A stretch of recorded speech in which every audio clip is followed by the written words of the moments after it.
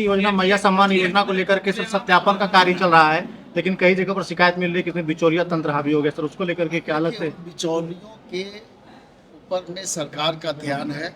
लगातार इसमें हम लोग प्रयास कर रहे हैं कि कोई भी बिचौलिया इसमें शामिल नहीं हो, कोई भी गलत आदमी इसका लाभ न ले, और जो भी जेन्युइन आदमी है, जो ज़रूरतमंद आदमी जिसको उसका लाभ मिलना चाहिए, उनको लाभ मिले। इस दिशा में सरकार प्रयासरत है, पार्टी के कार्यकर्ता प्रयासरत हैं, और हमको लगता है कि कोई भी जो त्रुटि है उसको बहुत जल्द ठीक कर लिया जाए।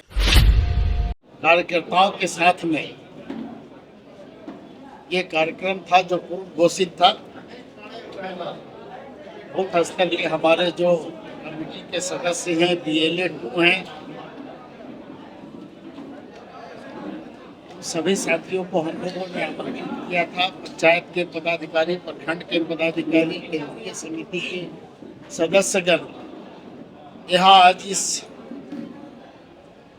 मीटिंग में आज उपस्थित थे, और इस दरमियान हम लोगों ने जो पूरे राज्य में जनगणना और SIR की प्रक्रिया जो चल रही है, उस संदर्भ में हम लोगों ने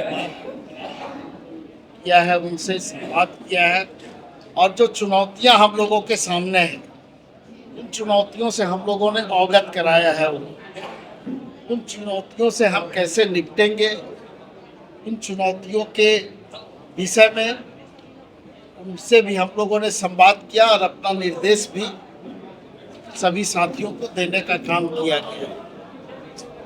काफ़ी लोगों का नाम अनमैप्ड है, उसको कैसे हम सुधारेंगे, कैसे नए लोगों का नाम जुड़ेगा, और जो अनुभव हम लोगों का है आज तक का, उस अनुभव को हम लोगों ने साझा किया है कि अगर आप वोटर लिस्ट से आपका नाम कटता है तो आगे कौन कौन सी परेशानी आने वाली है। इसलिए सब लोग जो पात्र हैं, जो पात्रता रखते हैं, उनका नाम वोटर लिस्ट में जुड़े, इस बात का ख्याल रखें BLA 2 और बूथ कमेटी के सभी सदस्यगण। और काफ़ी उत्साहित होकर पार्टी के सभी स्तर के लोगों ने बातों को सुना, समझा, और आश्वासन भी दिया कि इस निर्देश का पालन होगा, और आने वाले दिनों में जो चुनौतियां हमारे सामने हैं उसका भी हम लोग सामना कर पाएंगे। सरकार की उपलब्धियों को गांव तक आप लोग कैसे पहुंचाता है? हम माध्यम हैं, पार्टी के कार्यकर्ता, सरकार का जो संसाधन है वो माध्यम होता है लोगों तक सरकार की योजनाओं को पहुंचाने में सहयोग करता है। जन जन तक सरकार की योजना पहुंचे, जिनके लिए योजना बनाई जा रही है उनको उसका लाभ मिले, इस सभी विषय पर हम लोग बातचीत करते हैं। हाल परिणाम में जेल में क्या स्थिति है? ये स्थिति आपसे छिपी हुई है क्या? क्योंकि गोड्डा लोकसभा से लगातार 2 बार से सांसद बीजेपी जीत रही है। सर जेल की स्थिति कैसी है? मैंने कहा कि ये स्थिति आपसे छुपी हुई है। झारखंड मुक्ति मोर्चा सिर्फ संथाल परगना में नहीं, पूरे झारखंड में कितना मजबूती के साथ काम कर रही है। जन भावनाओं के अनुरूप सारी चीज़ें माननीय मुख्यमंत्री और पार्टी के द्वारा तय किया जा रहा है, सरकार के द्वारा तय किया जा रहा है, और जो अपेक्षा इस राज्य के लोगों की है सरकार से, झारखंड मुक्ति मोर्चा से, हेमंत सोरेन जी से, उस अपेक्षा को हम पूरा करने का काम कर रहे हैं।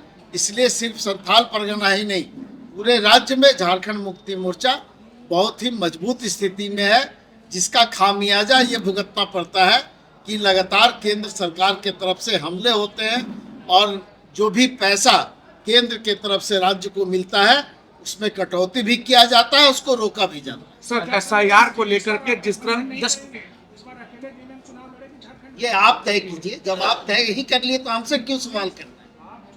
आप ये सवाल आपके मुंह में आया कहाँ से? ये हमने तो नहीं बोला है। आपने जब तय कर लिया तो आप इस पर फैसला दीजिए। SIR को लेकर के जिस तरह से हर जगह महागठबंधन BLA की मीटिंग कर रही है, इसको लेकर क्या माना जाए?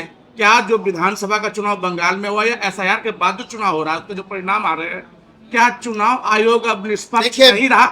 देखिए बिहार में भी चुनाव हुए हैं, बिहार के दिनों में बंगाल में भी चुनाव हुए, परिणाम भी आप लोगों के सामने है। कितने लोगों का वोट कटा, कितने लोगों को सरकारी जो योजनाएं हैं उसके लाभ से वंचित किया गया, ये सारी चीज़ें आपके सामने है। चुनाव आयोग का जो काम करने का शैली है वो भी आपके सामने है।